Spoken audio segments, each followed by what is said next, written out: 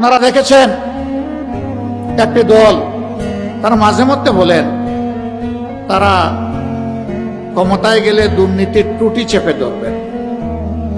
ভালো কথা, charity always starts from home. ভালো কাজ নিজের ঘর থেকে শুরু করা লাগে।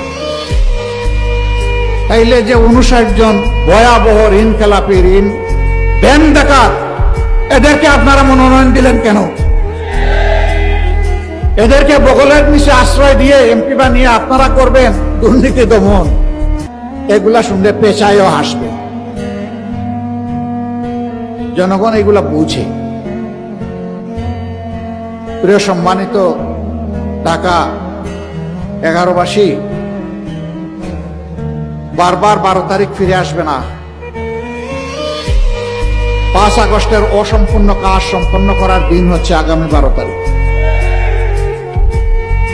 5 আগস্ট যে আকাঙ্ক্ষা নিয়ে রক্ত দিয়েছিল আমাদের সন্তানেরা, ভাইয়েরা, বোনেরা, শিশু, বৃদ্ধ, আবাল বনিতা, ওই রক্তের ঋণ পরিশোধ করার দিন হলো 12 তারিখ।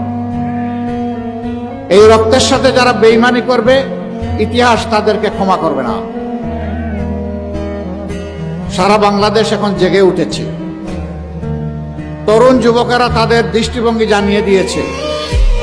তারা বলে দিয়েছে আমরা পুরানো বন্দোবস্তে আর নাই, বস্তাপতা রাজনীতি আর ফিরিয়ে আনতে চাই না। নতুন বাংলাদেশ আমরা দেখতে চাই। বাংলাদেশে নতুন রাজনীতির উত্থান চাই।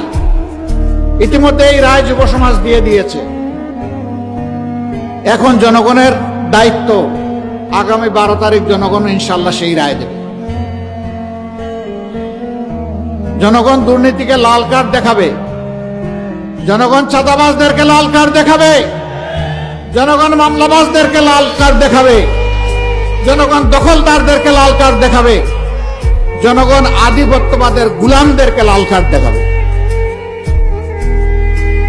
আবরার ফাহাদ, আবু সাইদ, সাদিক, হাদি, আমরা তোমাদের কাছে আর তোমাদের বন্ধুদের কাছে আমরা বড়ই ঋণী।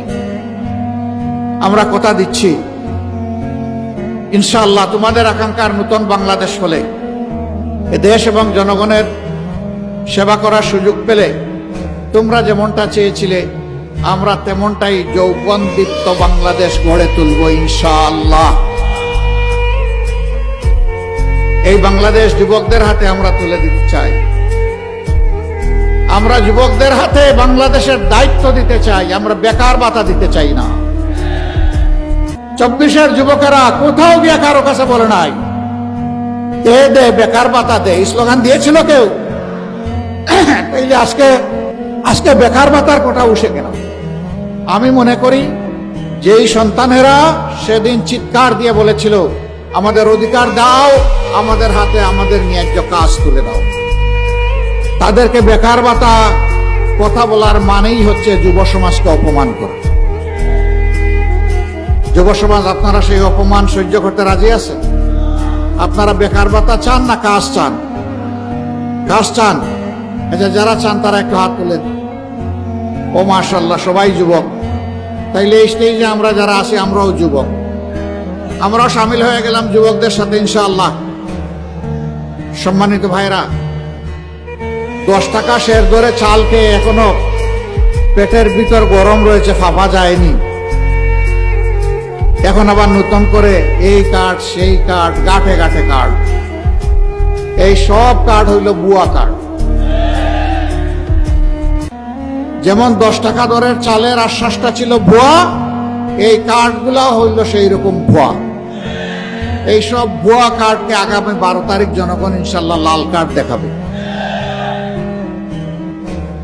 এরপরে যে বাংলাদেশ জনগণের আকাঙ্ক্ষার ভিত্তিতে মহান আল্লাহর ইচ্ছায় গড়ে উঠবে, সেই বাংলাদেশে ইনশাআল্লাহ এই সমস্ত সামাজিক অপকর্ম চলতে দেওয়া হবে না।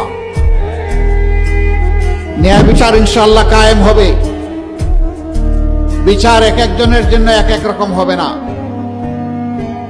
সাধারণ একজন মানুষ অপরাধ করলে ওই নির্দিষ্ট অপরাধের জন্য বিচার করে তার যে শাস্তি হবে, দেশের প্রেসিডেন্ট, প্রধানমন্ত্রী একই অপরাধ করলে তাদেরকেও ছাড় দিয়ে কথা বলা হবে না।